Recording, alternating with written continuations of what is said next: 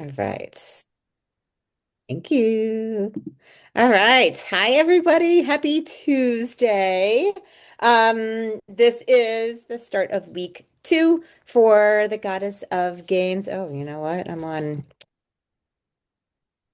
go all the way back through. The Goddess of Games cohort. And today we are talking all about optimizing hormones, sleep, and recovery. And I'm I, not seeing your share yet, your screen oh, I share. haven't It's shared. on, it has all the little slides there.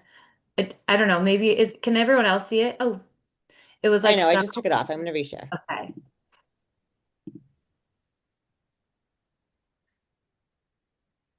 Is that, no, I can't see it. No, now it's black. Double What the click to heck? screen mode.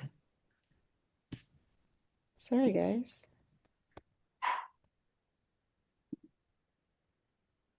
Okay, well, you're just gonna see Canva. We're gonna just go from here. Can you guys, let's do one more thing. Okay, can you guys see this? Yes. Okay, we're Just just is gonna roll full with it. Canva, not the presentation mode. Okay, how's this look? Yeah, that's fine. Good, I good. Okay, awesome. Okay, this week we're talking about optimizing hormones, sleep, and recovery. I love this topic just because, I mean, firsthand, I've experienced like how these things really do make a difference. And it's not, we're all here because we're looking to gain strength, build muscle, but it can really kind of be widespread for, and not even just fitness, right? For a lot of different things that we're trying to accomplish or, have growth on through life. Everything becomes a little bit easier when we are prioritizing these things. But today we're going to talk about them in the context of, gaining strength and muscle, which is really, really cool. All right. So, objectives today, we're going to understand the role of hormones in muscle growth. All right. So, obviously, you can do a deep dive into hormones. There's an infinite amount of information that you could talk about, but we're going to kind of keep it light on the surface today and help you understand, the things that you should be mindful of and thinking about. All right. And then exploring how sleep and recovery can help enhance your progress. All right. Or really even just kind of make it possible. All right. So key components beyond training for just muscle growth. All right. So we have, like three main things we're going to talk about today. One is hormones. Then we're going to talk about sleep and other methods of recovery. The main hormones that we are going to talk about today are testosterone, growth hormone, and cortisol. All right. And these three are, again, very important if your goal is to gain strength, and more specifically as a woman, because we tend to have like naturally lower testosterone growth hormone.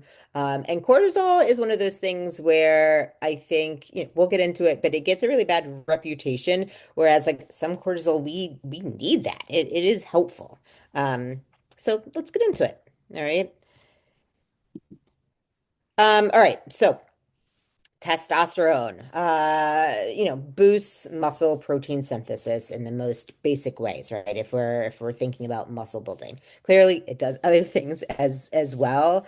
I think most of us are familiar with the fact that as females, we just have lower levels of testosterone than males, right? And that is, a reason for why they tend to build muscle and strength more easily than we do, and why they maintain larger amounts of muscle mass than we do, amongst other things. All right.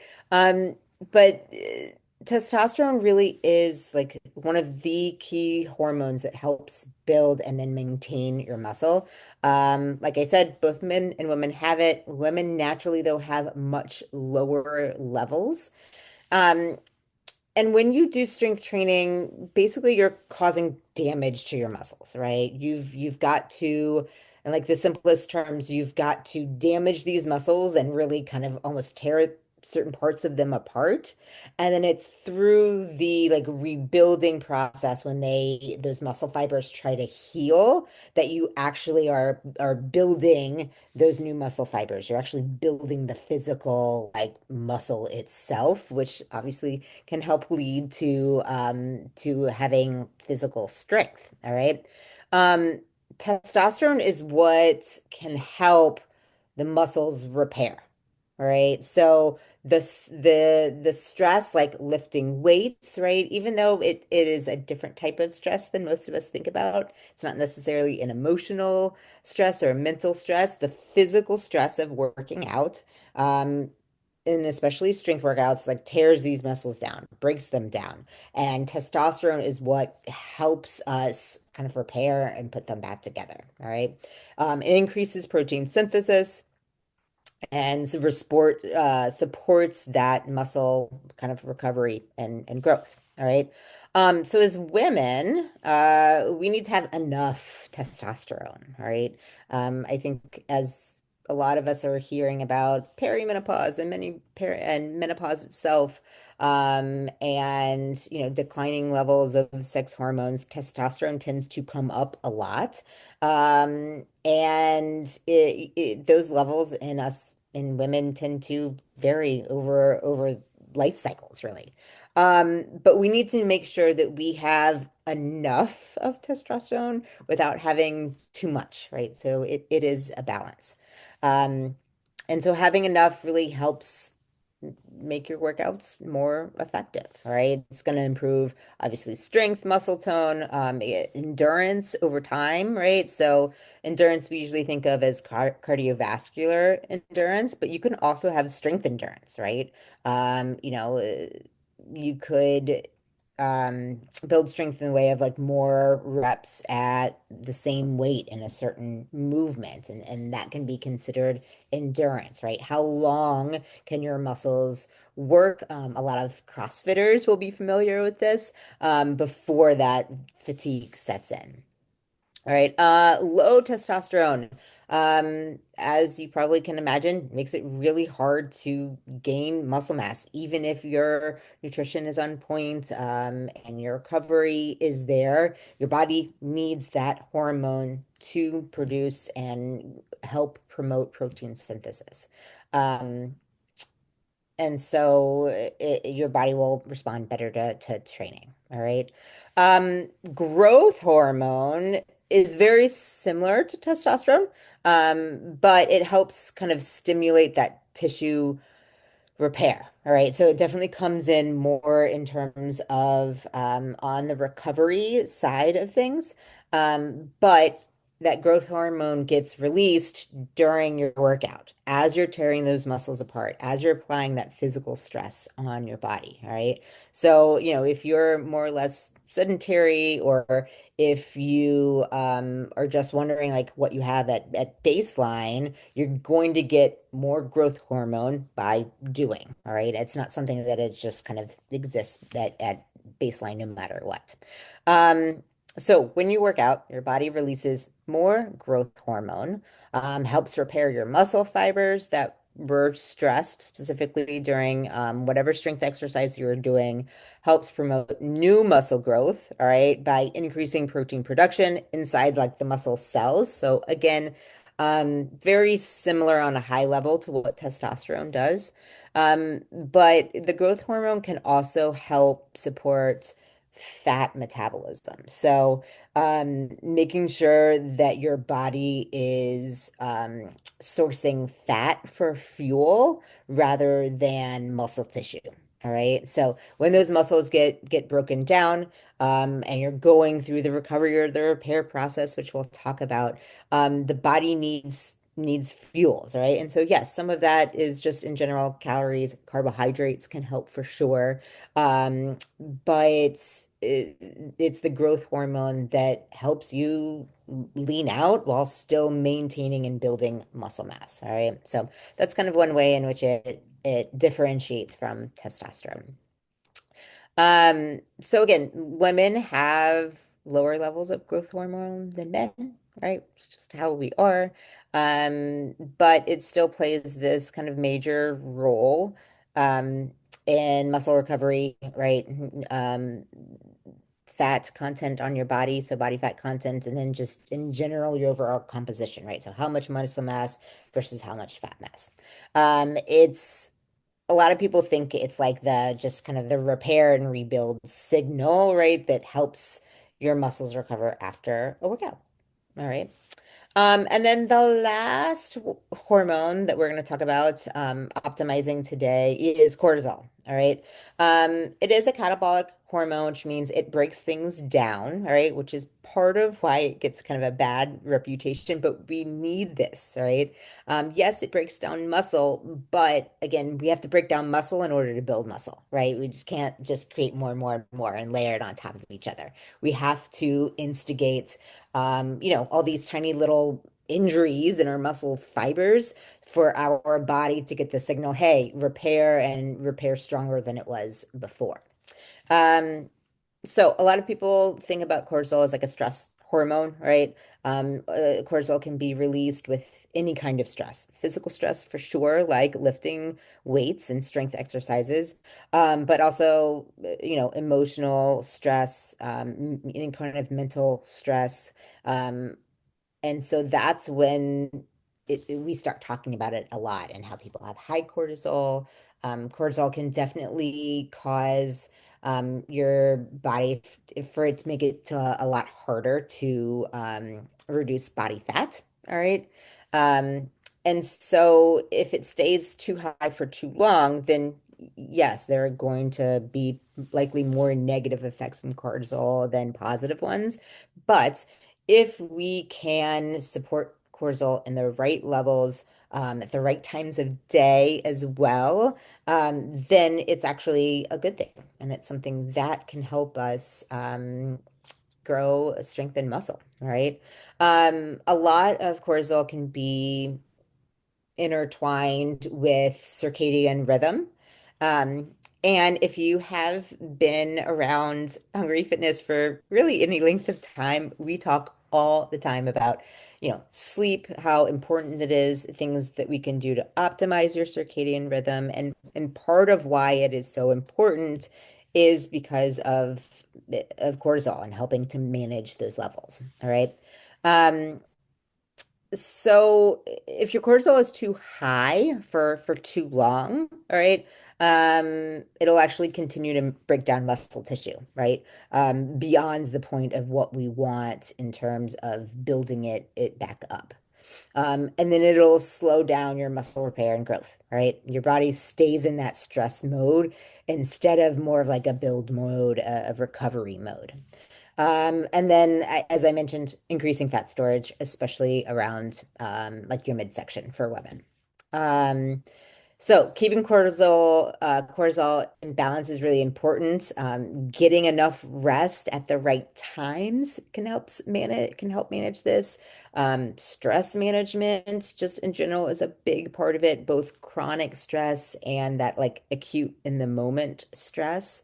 Um, Eating enough food, gosh, right? Like, when we undereat, that is another stressor on the body. And sometimes we intentionally do that, right? Like when we're in a calorie deficit and you're looking to cut body fat, like that is a part of a stressor on the body. That's why, when we do one-on-one coaching and we guide people through calorie deficits, we're looking at biofeedback. How are you feeling? What is your mood like? How are you sleeping at night? Do you have enough energy to get through your workouts? Because it's all about not removing stress from your life, right? That's not realistic. But let's manage it in the best ways that we can. All right.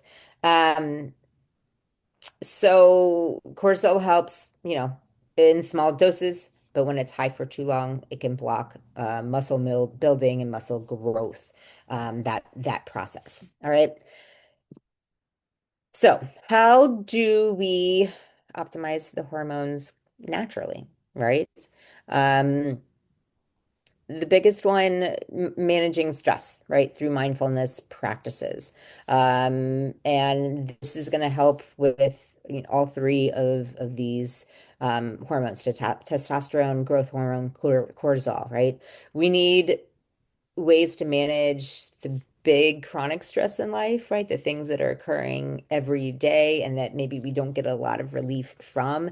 That those things could be, financial stress, a stressful job that you go to, f at least 5 days a week. It could be, you, for whatever reason, aren't sleeping through the night, right? So being able to manage those chronic stresses, but also having techniques for things in the moment. And we'll talk about those a little bit too. So, prioritizing strength training to boost testosterone and that growth hormone, right? So, again, actually applying a little bit of physical stress to get that benefit in return.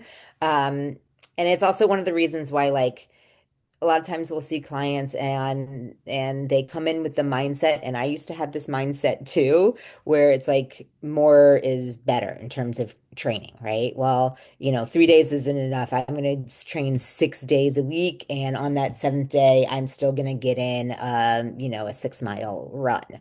And sometimes less is more, and we can get a big benefit off of having active recovery days, or a deload week, or having a week where, we travel and our schedule is just a little different.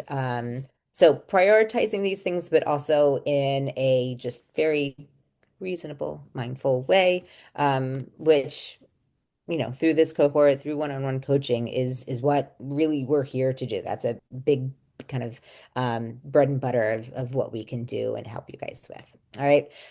Okay. Quality sleep. All right. Because getting that recovery in also helps release the growth hormone, which then helps to repair the muscles. Um, and we're not going to go too like into detail on this today, but including healthy fats for hormone production. All right. So these are the fatty fish that we talk about all the time. Things like, salmon is easily the most common one, but, salmon, sardines, mackerel, anchovies, um, of that like, and trying to get them in, I would say, 3 to 5 portions a week can go a really long way in getting those omega-3 fatty acids in that will help with recovery. All right. Um, so real quickly, like the individual hormones, testosterone, how can we boost testosterone? Strength training, eating enough healthy fats, eating enough calories and protein, solid sleep, and then having ways to manage life's stressors. Growth hormone, right? Not as much of a surprise. A lot of similar habits um, are how we optimize that naturally, all right? So for growth hormone resistance training, all right? Yes, even some high intensity like interval training will stimulate growth hormone as well. Getting in more to a deep sleep, right? To help release that growth hormone. Some people will also say like avoiding eating like right before bed, um, because those growth hormone levels, they rise more overnight in an indirect response to insulin. So, you eat something, especially if it's a carb heavy meal right before you go to bed, you go to sleep, your insulin's actually going to be spiked up a little bit, which is going to suppress that growth hormone. I think personally that's getting a little bit in the weeds. It's almost like thinking about, levels 9, 10, and 11 before you've really mastered 1, 2, and 3. But it's something that kind of wanted to put out there. All right. I think there are much more important things like actually doing the strength exercises on a regular basis, like getting, some decent sleep. But anyways, that is definitely something that can suppress growth hormone. All right. Cortisol. All right. Avoid overtraining to keep cortisol levels um, at is something that is appropriate for, again, the time of day, managing stress, right? In terms of, therapy, meditation, yoga, stretching, just some simple breathing exercises, right? I talk to a lot of my clients about box breathing and about something. It's the same as box breathing, but I call it triangle breathing because I actually don't respond well to box breathing. So being able to slow down your breath in a nice controlled way can actually really help almost immediately calm your nervous system, get you into that more sympathetic nervous system. And that's like one of, in those acute stressful moments, that can be really helpful. Singing, laughing, talking on the phone with a friend, listening to music, right? Anything that brings you even just kind of like a moment of peace, all right? Eating balanced meals. Right. So going long intervals in between meals or um, skipping meals altogether. Our body needs to feel safe. And one of the ways we do that is just being on a regular schedule. A little off topic, but your digestion will also thank you for that as well. Obviously, sleep, right? It keeps coming up. Sleep, sleep, sleep. And then, again, if you're getting into more of the nuance, like post-workout nutrition, right? If you're hitting a heavy strength workout, following that up with carbs and protein, that's ideal. All right. It can help bring your cortisol response from that stressful workout back down a little bit. All right. All right, so the role of sleep in muscle growth. We're gonna touch a little bit on what this week's kind of new habit is for the cohort. Aiming for 7 to 9 hours of sleep each night. And I realize, that this is probably something that we've all heard before. It's not new, but some of you may be thinking, I mean, no way, right? Like that's wishful thinking for me.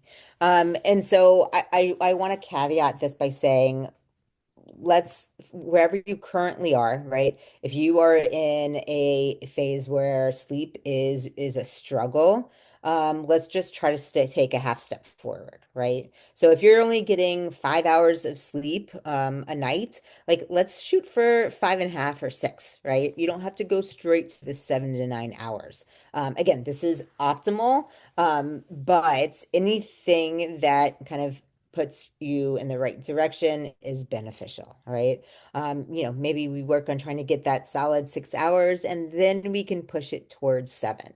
Um, and of course, there are all kinds of life factors that affect this. It's not always in our control. Maybe you have a partner that is a loud sleeper, right? Or, snores. Maybe you have little kids, right? That wake you up in the middle of the night. Being in perimenopause, yes, can be disruptive of sleep. So it's about let's try and do what we can, control what's within our control. And sometimes you do have to give yourself grace and say, hey, like this is either the phase of life I'm in right now, or this is, reasonable for where I am. All right. Um, and if you're someone that doesn't have any of those excuses, then I highly recommend getting 7 to 9 hours of consistent, uninterrupted sleep per night. All right. So we've talked about this. Deep sleep releases growth hormone. Poor sleep increases cortisol levels. All right. So, tips for better sleep, all right? Stick to a consistent sleep schedule. I think also like this is easier said than done for some people. I actually think that this is somewhere, or at least for me personally, kids have actually helped with this because we try to get our kids to bed at the same time roughly. Um, every night. And it kind of sets, me up for being on a consistent schedule as well, right? I have to be up in the morning to help get my kids up and ready to school and to start work, start my day. So again, it's that kind of consistent schedule that can be really helpful. Um, Avoiding screens 1 to 2 hours before bed. If you must look at screens, highly recommend some blue light blocking glasses. The ones with the orange tinted lenses are what is going to block out most of that blue light, enough at least to counterbalance the suppression of melatonin that happens when we're exposed to blue light. So again, this is the TV, the iPad, overhead lighting. If you have like a white light from your Kindle, I recommend reading just like a physical book. But at the very least, get those glasses on. Either when your kids go to bed, optimally it would be when the sun goes down. Right now, that can be pretty darn early. I know it's dark where I am at like 4:30, 5 o'clock. So my kids are down by about 8:30, and my glasses go on. All right. Um, I've had a lot of clients that have started using those for the first time and they're like, oh, like I'm sleepy like earlier than normal. It's like, yeah, yeah, that's the point, right? Your natural circadian rhythm is starting to it's being allowed to fall into rhythm. All right.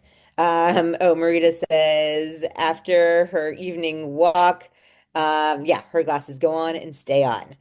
They make a massive difference in sleep quality. I agree. I'm someone who, honestly, I've always been a decent sleeper. I'm lucky I've got kids that do sleep through the night. And those glasses have still made a huge difference. You don't have to get expensive ones. In fact, I highly recommend, keeping a pair downstairs if you wherever in your house you are, like near the kitchen, one near your bedroom. Um, and just put them on, right? See how they feel, experience that. All right.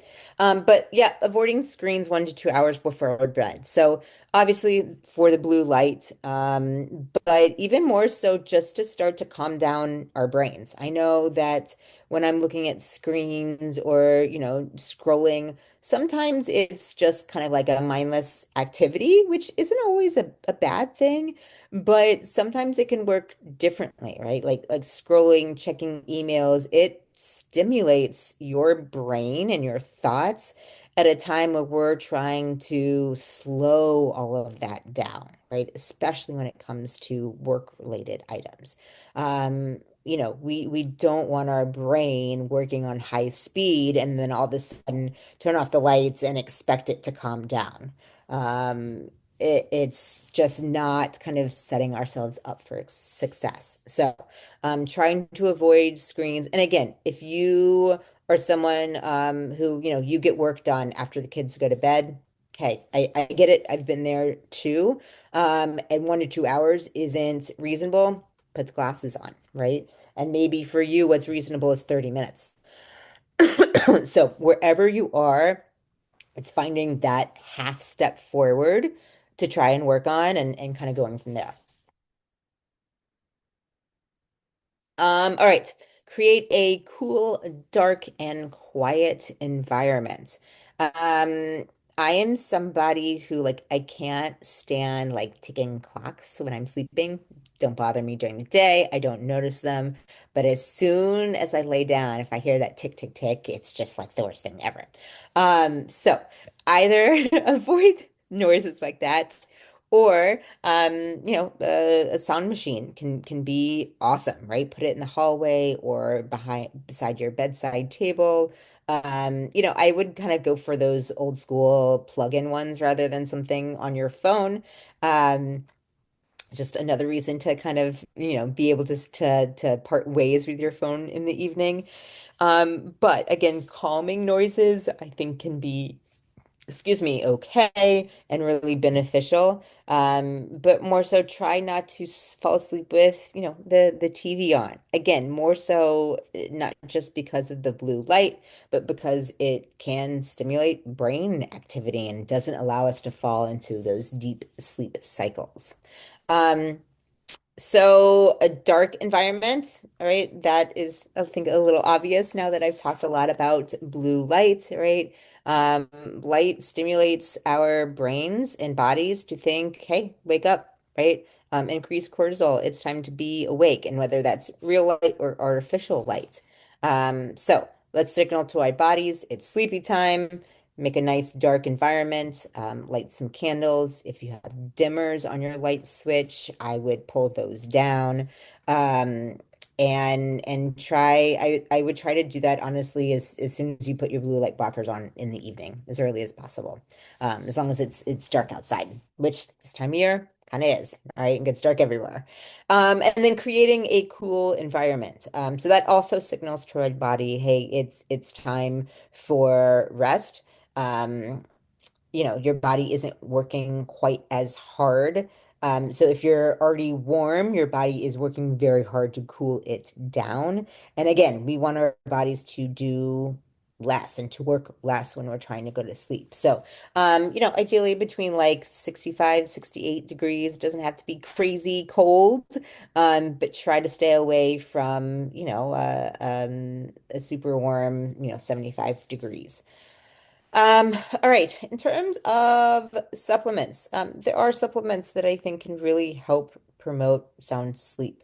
It is a supplement, though, so it's not something that is going to completely overhaul your habits and all of a sudden you have perfect sleep. I think it should supplement good lifestyle habits. Magnesium glycinate is the one that you will see us recommend the most.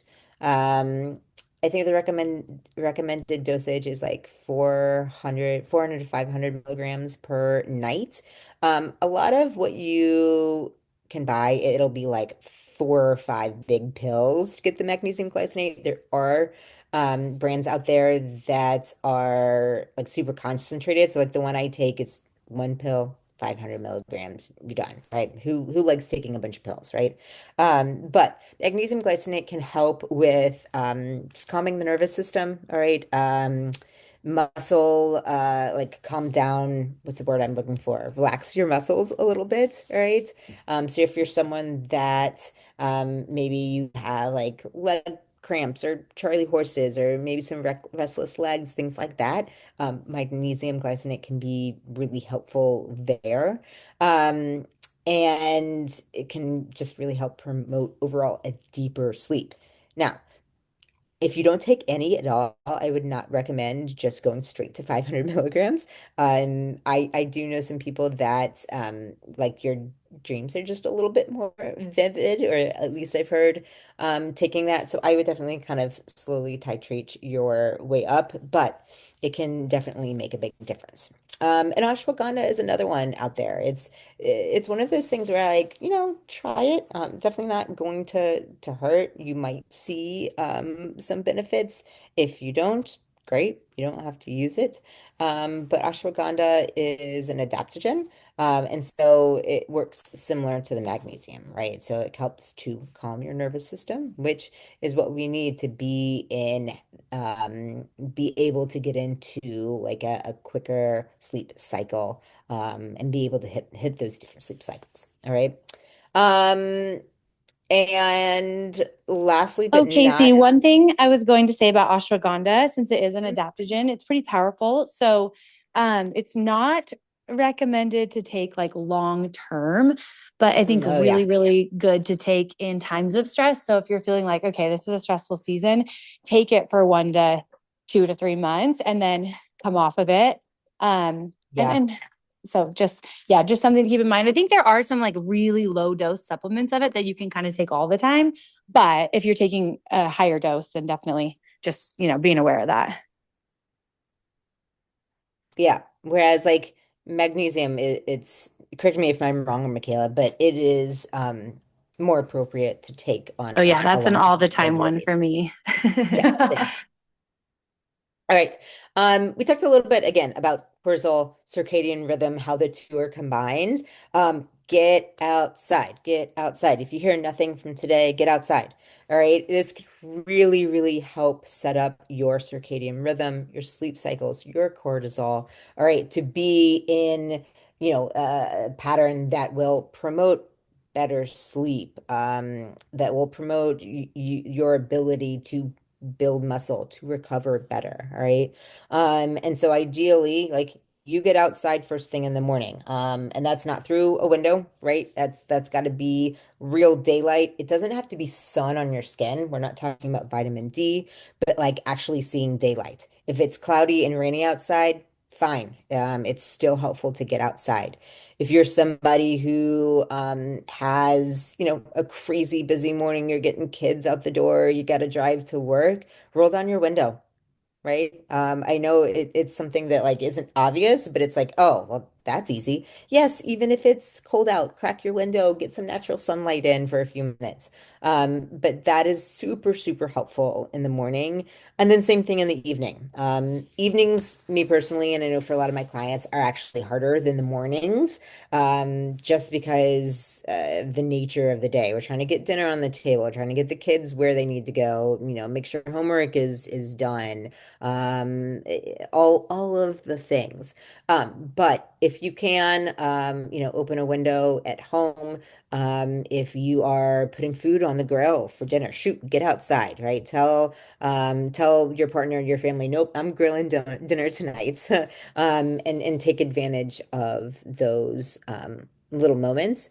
And if you are stuck inside of an office every day, shoot, even like a 5 minute break outside, if you get a lunch or any sort of break, just to breathe in some fresh air, again, see some real sunlight that's not behind a window, can do wonders for your focus, for your decision making qualities, your efficiency at work, and yes, mentally just feeling more like you're in line with your circadian rhythm. All right.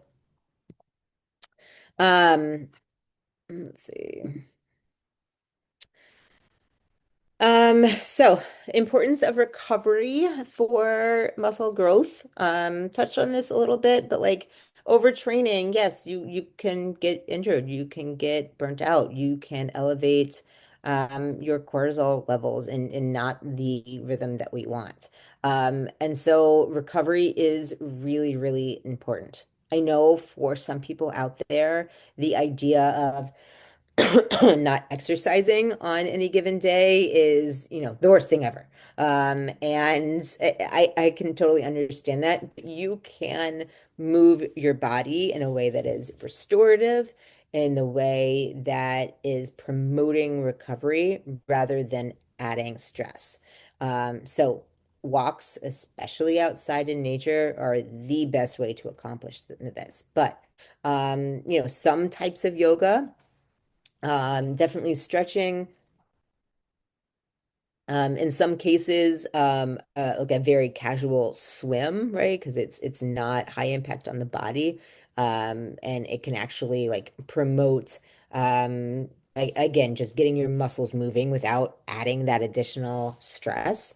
Um, so finding that balance is something, again, through the cohort, and through coaching, like we can help you figure that out. It's going to be a little different for everyone, depending on your training age, your physical age, what other things you have going on in life, right? If you don't lead a very stressful life, you can probably handle a higher volume of physical stress.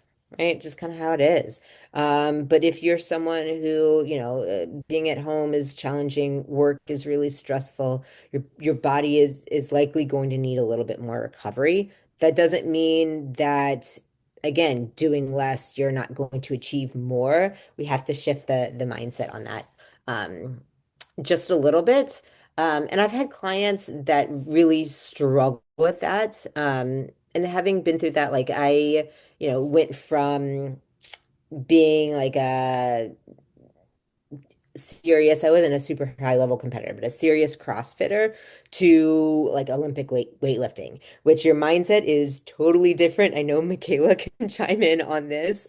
And when I first switched, it was like, okay, you do one lift and then you need to sit down for 2 minutes.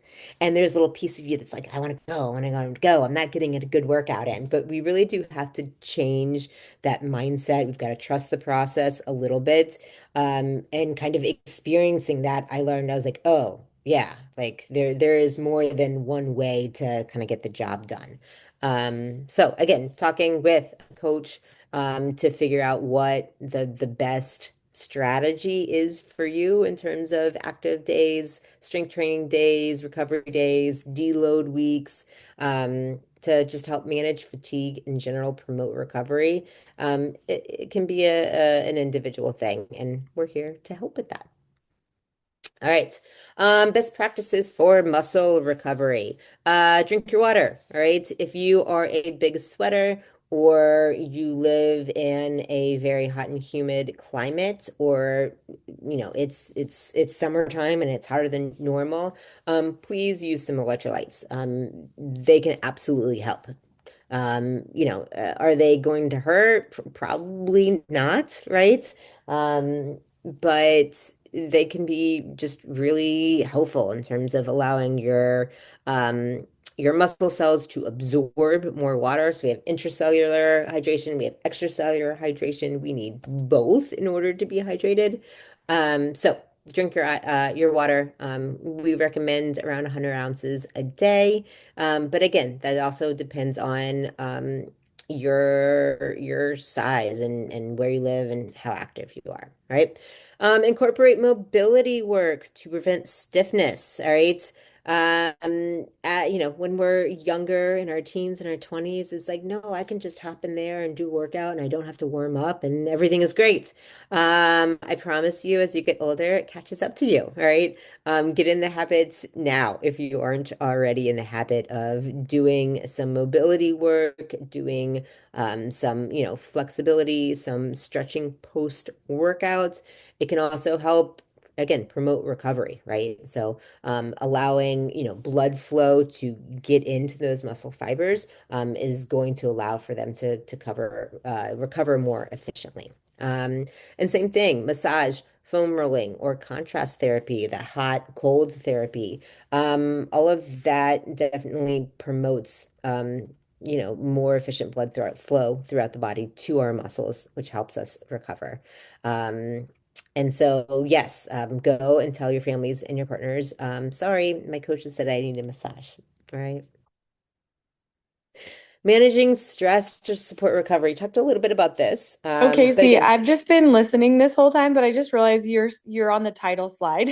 I haven't been watching the slides, but I'm on it's the been on the title slide. Are you kidding me? yes.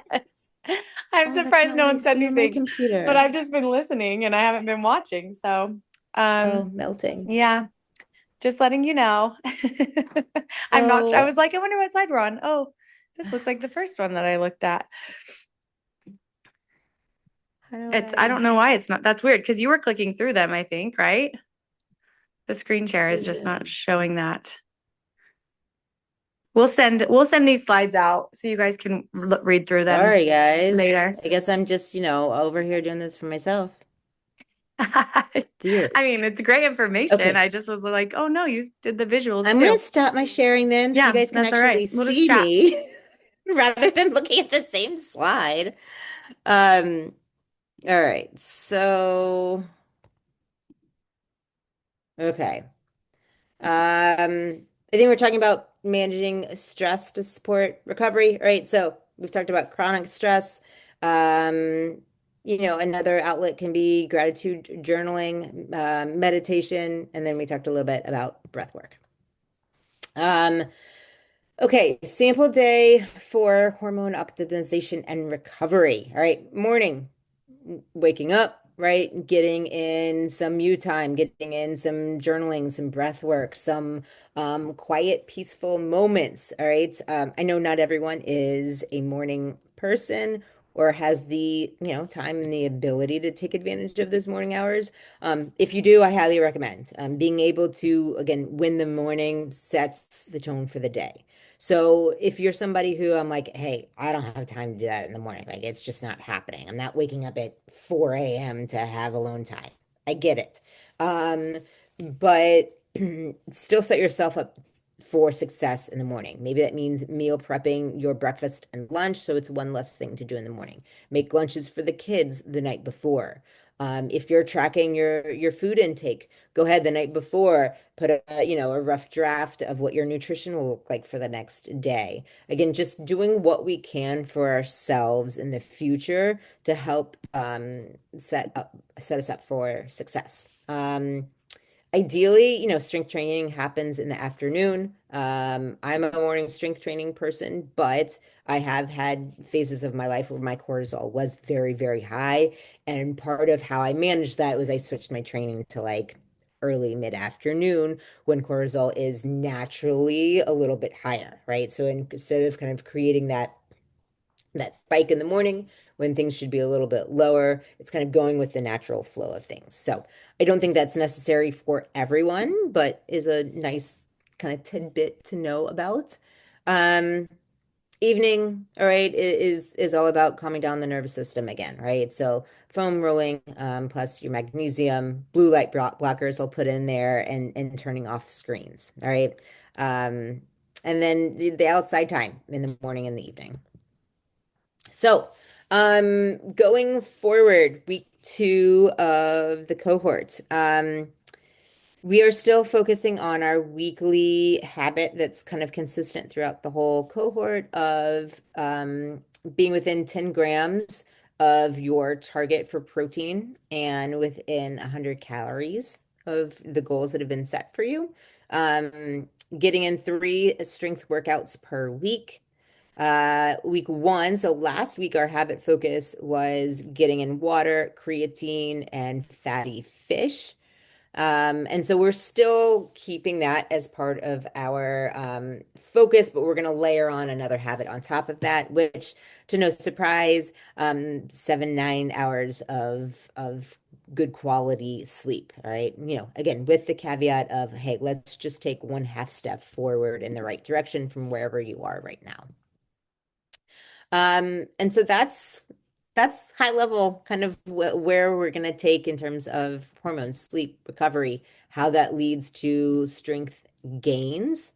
So if you guys have any questions, or Marita and Michaela, if you guys have any of your favorite recovery or sleep hacks, um, I'm sure people would love to hear them.